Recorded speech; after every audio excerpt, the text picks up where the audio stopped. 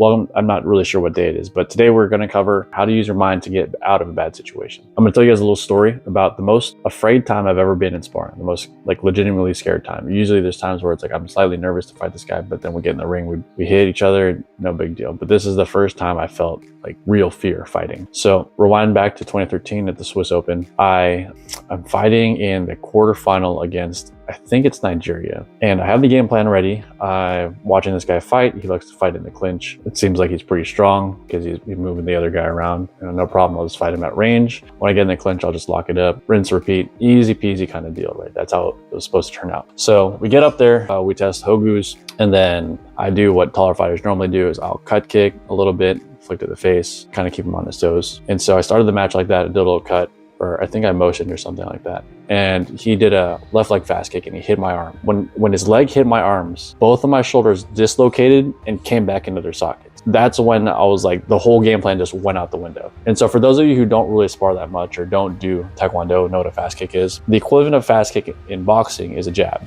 So imagine someone jabbed at you and you caught it with your hand, but there's so much force on it that your shoulder dislocated and came back. That's essentially what happened here. A fast kick is a non-committal kind of feeler like kick. He did that, shoulders out, shoulders came back in, and like the whole game plan changed. My brain was starting to fire and just put together a new game plan right away. It was like, we're not going to exchange in the clinch anymore. If we get in the clinch, we're locking it up. We're not going to play from range anymore because if he counters and I catch one of those, that's probably going to be the end of the fight. Those were like kind of the giant strategy.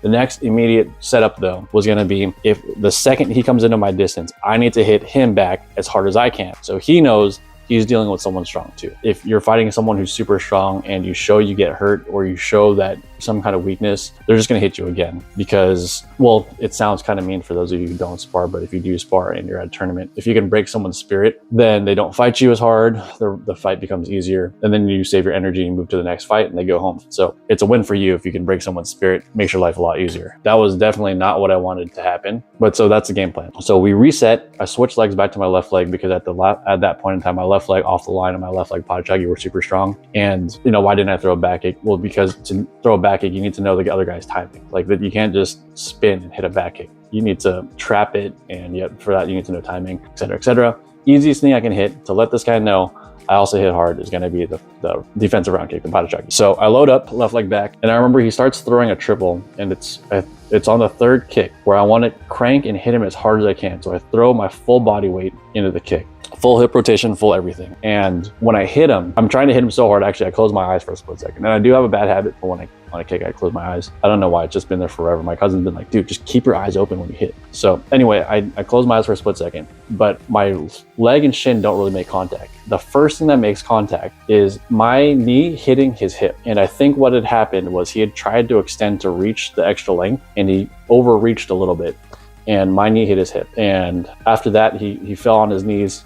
He like yelled out in pain. I was trying to apologize because I felt bad. My teammate in the back was like, don't do that, it makes it look bad. I won't do that. So I kneel down, the minute passes, he's unable to continue. I end up winning the fight off of that kick. And it's not an illegal kick, he was in the air when I hit him, which is why I hit his hip. But what I want to kind of extrapolate out of that moment of great fear was a few things. Number one, I want to reiterate that when you guys are visualizing, or if you guys are visualizing, or if you haven't started, I highly suggest visualizing. You guys need to visualize things going poorly. So visualize things like a ref giving you a bad call, or phantom points going up on the board with the new electronic scoring Hogu, or whatever, like their coach is berating you with stuff even though the coach shouldn't be talking to you, right? And so what you need to do in those situations is you need to practice in your mind thinking about what can you control. Don't think about the stuff outside, don't think about the ref, don't think about points going up. All you can control is yourself and your thoughts. And then you want to just pick only the thoughts that help you come up with a plan or help boost you up. So in that situation, my mind could have easily went to,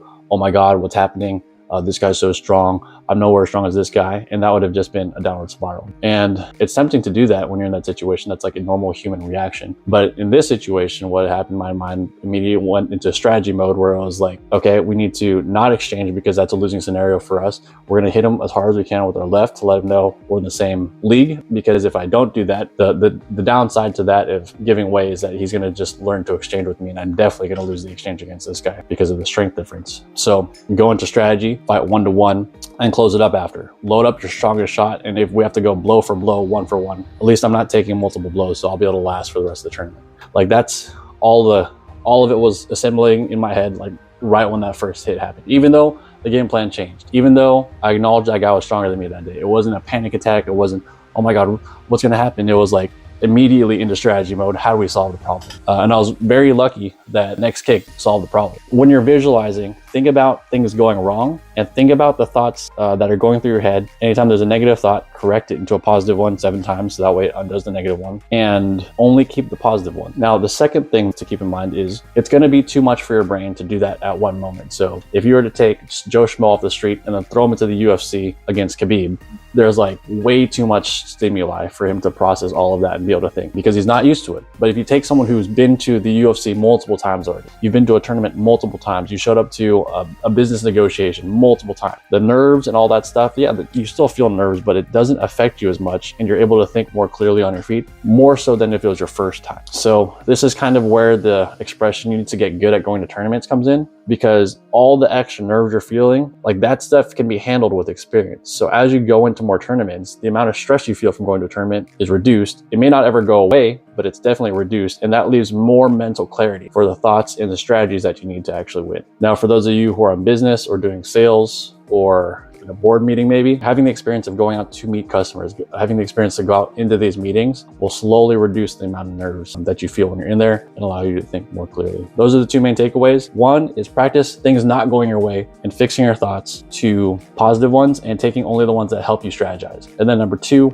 expose yourself to continuously more stressful situations. So when you are in a situation that is really, really bad, you can keep calm a little bit easier because the amount of nerves that you get worked up from that situation is reduced.